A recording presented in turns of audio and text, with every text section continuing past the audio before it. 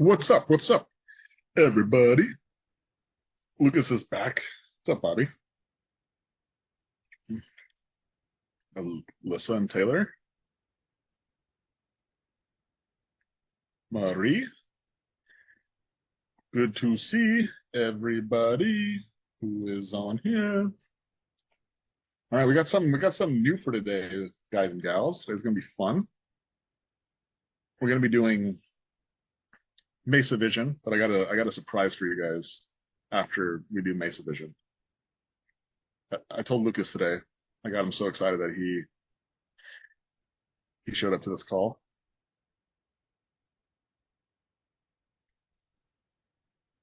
I think Lucas will like it more than anybody does.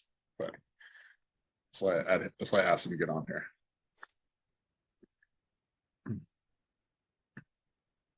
All right, Katie's on here today. Katie's coming from a reoccurring clean. How cool is that? That's so funny. Katie just, I don't know, if Katie's actually on here. I asked her to make a phone call because there's like a LSA lead that just came in, trying to fill schedules, just like everybody else there.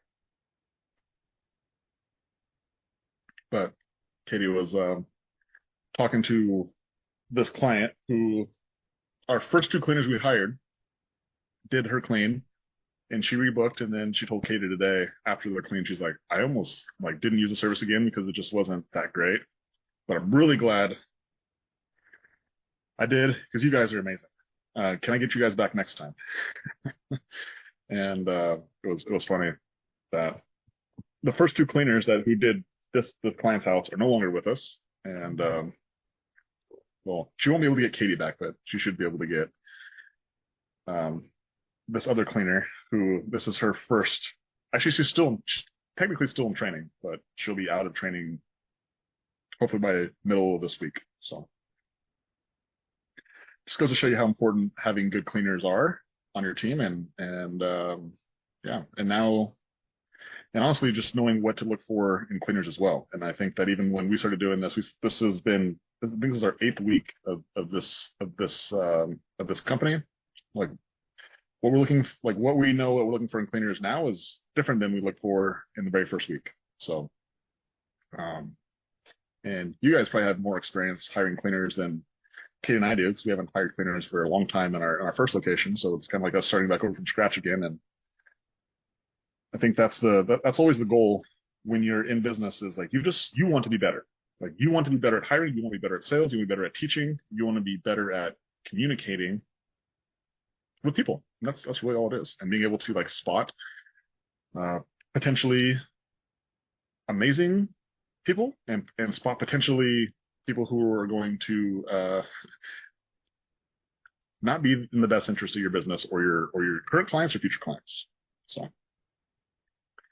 this game is a people game 100%. So that's why I think I like it so much. I don't honestly like cleaning. I'm never like cleaning isn't the thing I get excited about, but people I get excited about.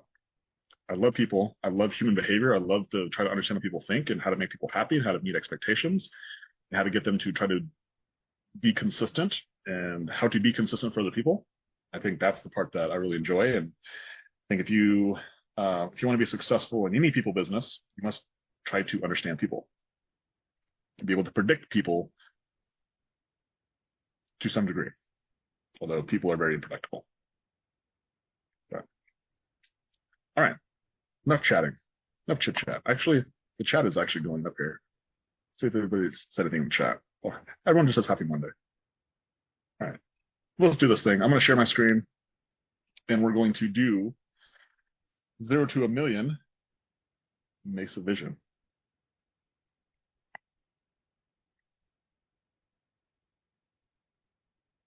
Okay, cool. Bobby, can you see the screen? Cool. All right, so this was our eighth week in business, so technically 2 months in business. Here we go. So this week we had 55 job ticket hours. Last week we had 58, so pretty much hovering. Average cleaner hours was 14, and then last week was 14 as well. Number of cleaners is 4. Last week is 4 as well. Keeping it consistent. This month's revenue, 12,677, And then last week's revenue was 2,570, so quite a bit down from the week before, which we had a PR. It was $4,200. Revenue per clean was 161. And then weekly total cleans was 16. So down a little bit from the week before. Like I said, last week was like, that was actually, I think it was actually a pretty good week we had the week before. And then when we started this week, when we started this week that we're looking at right now, like the schedule was very damp, or very damp, was very, there wasn't a lot on it. So we definitely had to like fill it last minute with a couple cleans. And it just didn't quite get up to the revenue of the week before. But we got her done. We got her done. So you have 12,000 in QuickBooks, 12,000 in ZenMade. Last week's revenue, $2,500 in ZenMade. QuickBooks is $2,700, so a little bit more in QuickBooks. Initial clean revenue last week was $2,100, and recurring revenue is $900. Outstanding invoices less than 7 days is $450, and then over 7 days is $0. That's good. We're collecting the monies. Yeah, so I think when I look at this, like our reoccurring with a new business of 2 months old is really lacking. So I think this initial cleans is fine, and then as we get into like May, I hope to see this reoccurring start to like pop up like to be double of that, which will put us in that $4,000 mark. And then if we can keep our initial clean new revenue in that 2,000 to 3,000, that'll put us in that $4,000 to $5,000 a month, or excuse me, a week place, which puts us a little bit over 20,000 a month. So that's our first goal. We want to hit that 20,000 a month. So those numbers are good. Let's get down to marketing. So marketing, Google local services. I've never been able to spend this much on Google LSA. I might actually have to turn this budget down maybe a little bit. We spent more in Google LSA than we did in Facebook. So $495, $487. So we spent $983. Our Facebook ads, we're getting obviously much better lead costs from Facebook than we are from Google LSA. As you guys can see, we got 59 leads from Facebook and we got 16 from LSA. So if we do like a little cost per, let's just call it $500 to make it easy math. So for Google local services, we're paying $31 a lead. And for Facebook, we're paying $8 a lead. So not bad. Basic Messenger is $5 as well. I think some of those are spam. I think I gotta do a better job of getting the spam out of there. Facebook group. So I think I mentioned this a couple weeks ago that I've been testing running ads inside local Facebook groups, like going to the administrator and asking them if they have a paid promotion plan. And these Facebook group ones have been crushing. They've been doing so well. But it's also one of the reasons that our revenue per clean is low is because inside that group, I'm basically running a $150 offer. So I'm running a 3-hour clean, $150, and I'm getting a lot of people who take it up. So that's why our revenue per clean is low. But right now we're just literally trying to fill schedules. $150 is better than $0. That's how I see it right now. And then as we continue to fill schedules, then we can obviously shoot for higher cleans. But right now we need something on the schedule for our cleaners to actually clean. Let's see. Missed calls were 3, homepage leads just 1, incoming call lead 2, referral 0. So we had 92 leads last week, and we're getting $10 a lead. So not too bad. Not too bad. Okay, sales. Go down to sales here. So number of spots open, 7 days, or excuse me, we had 10 spots open, 7 days out. Outgoing calls made. I made 316. Katie did 35. Answered 14 calls, missed 19. I had 28 quote calls scheduled, 17 showed, and I performed 47 calls. So if you guys will notice that last week, actually, like these numbers are drastically different. Week before, so quote call scheduled 9 and 8 week before, and then week before that was 12 and 11, and then this week I think we had 28 quote calls scheduled, 17 showed. I realized that my funnel wasn't set up properly, so like people did not have the option to self-schedule, and that was keeping people from actually scheduling. So that's why our quote schedule is up higher, is because the funnel is actually working. We actually have the ability that people could actually schedule a phone call. So that's why that number was up a little bit. 47 calls. Yeah, this is good. It means I connected with 30 more people than actually showed up for their cold calls, which means we did a lot of outbound calls. 19 people bought. Katie closed one, so we actually closed 20 new sales last week. I think that's definitely a PR, which is cool to see. And then conversion calls. I did have one call scheduled, and I performed 5, and 3 of those bought at $400. And then Katie performed 2 and closed 1 at 150. So we had, between quote calls and conversion calls, we closed 24 people last week. So it's good. Again, I shouldn't say this, but I would say, like, when you're first starting, you're going to get a lot more sales, but like, this is actually the volume that will continue to go. And now eventually we'll make it to where our cleaners become the constraint. We just need to continue to hire more cleaners. Whereas right now we still have room to fill cleaner schedules. But our goal is to continue the sales activity to where we eventually fill the cleaner schedules, and our constraint becomes we don't have enough place to put new clients. But that's not our constraint at the moment. But one day it will be, because we have no plan of slowing down the sales system. Okay, so weekly total claims, we had 16 last week. We have 10 recurring clients, 4 total reoccurring clients, 11 new client claims last week, 3 reoccurring, 2 reoccurring. We had 4 no Google reviews, and we had 2 corrections/discount claims. Cleaner acquisition, we spent $113 last week on Indeed. We had no website applicants. I wonder if this is correct. It might be. We had 3 cleaner prospect calls. We had 1 cleaner interview scheduled, 1 showed, 1 offered, 1 accepted.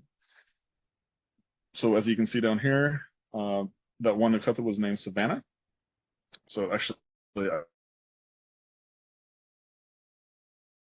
I really like this. This is what Jessica Lucas did last week. I like this. So put her on here like that. Boom, boom, boom. So we probably just put Savannah. Well, that way we can have a better idea of, like, who's this person. We have Ellie and Shinice. They're still technically in training. I guess I should move this. We're probably gonna keep them in training till Wednesday. That's mainly just because we didn't have enough cleans last week for them. I think they only had 2 cleans. So we just want to give them a couple more cleans before we send them out into the wild. And then this girl, she's actually not starting till May 20th, and we kind of made that as a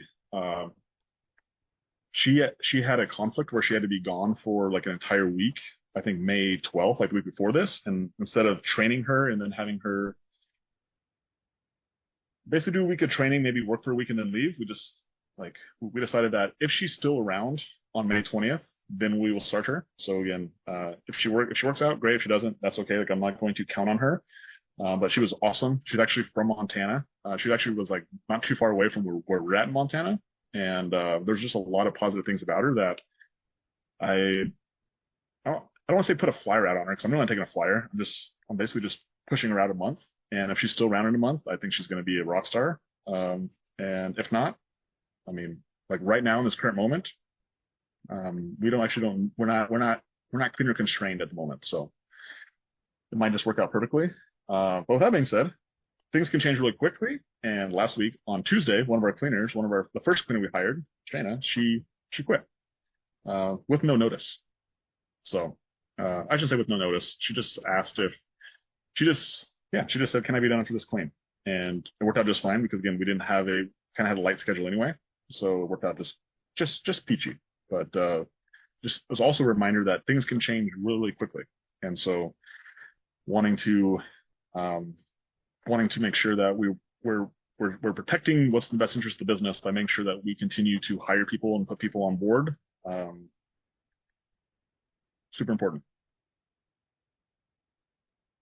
And then I put here, as far as trainer, I put Katie question mark, because we still don't have a trainer. We don't technically have a trainer outside of Katie. On our team meeting today, we had talked to the 2 girls who've been with us now the longest. They've been with us for like 4 weeks, which is the longest. And just had continued to mention that we do need a trainer when we would, and somebody who wants to step up. And so, yeah, that's one of the next big positions or holes we need to fill is actually having a trainer. That way we get Katie out of the field so then she can move into the office and she can basically do what I'm doing, which is playing the GM. And then what does Logan do? I will tell you. I will tell you once I get through the rest of this. I'll tell you what our grand schema is. So that being said, we have 30 Google reviews. Goal is to get to 50. Yeah, you can see our breakdown here of our cleaners. So 1, 2, 3, 4, 5. So technically these two are in training. So their job ticket hours do not count. So we just double check this D62. Yeah, so they're not included in here. So we have 54.5, which we round that up. That's going to be 55. Cleaner average hours, 13.6. Revenue, total hours, $47. Okay. Correction cleans. Yeah. This lady is just unpleasable. Very difficult person. They've actually gave us really good feedback. And so something that I've done now twice and it's worked well, and maybe this work for you guys as well. When you have somebody who's actually just giving you good feedback, and you want to like protect your reputation, and at the same time like give them like a good deal or whatever it is, I said like, so it's like she started to complain, and it was a small clean, it was like $150 clean, and I was like, I'm not going to send somebody back to fix those things. I was like, hey, like I appreciate you telling me all these things. It's like, can I give you a 10% discount to um to show my appreciation? I can't remember exactly how I worded it, but basically I asked her if I could give her a 10% discount. Like instead of asking her what she feels, it's like, can I give you a 10% discount? Right? And 10% on 150 was $15. As you guys can see here, you guys know what she tipped? She tipped $10. But if I go back to this claim, I think it was last week, I had a very similar situation. Yeah. Casey Cleary, I did the same thing with her. I said, can I give you a 10% discount? And she said yes. And that was $15. And her tip was $15. So anyway, I found it to be a nice, like, it's a nice situational thing, right? It was a nice situation that's worked a couple times where it truly was our fault. We actually did make it, like I made a couple issues. These are both a la carte cleans, and with a la carte cleans, I just wasn't as specific as the cleaners needed to be, and so it honestly wasn't their fault. And I just didn't do a good job of getting across what the client wanted, and I took the responsibility. I said, that was all me. Can I give you a 10% discount? And then they said yes, and the cleaner doesn't get penalized. They actually make more because they actually are getting that tip. So it was a nice, but can be a nice strategy and technique for you guys to use potentially. Cool. And then the discounts were just 75 plus the 15, which is $90. So that is the visioning for Mesa. Let's see what's in the questions here. Yeah. So yeah, that's our 8th week in business.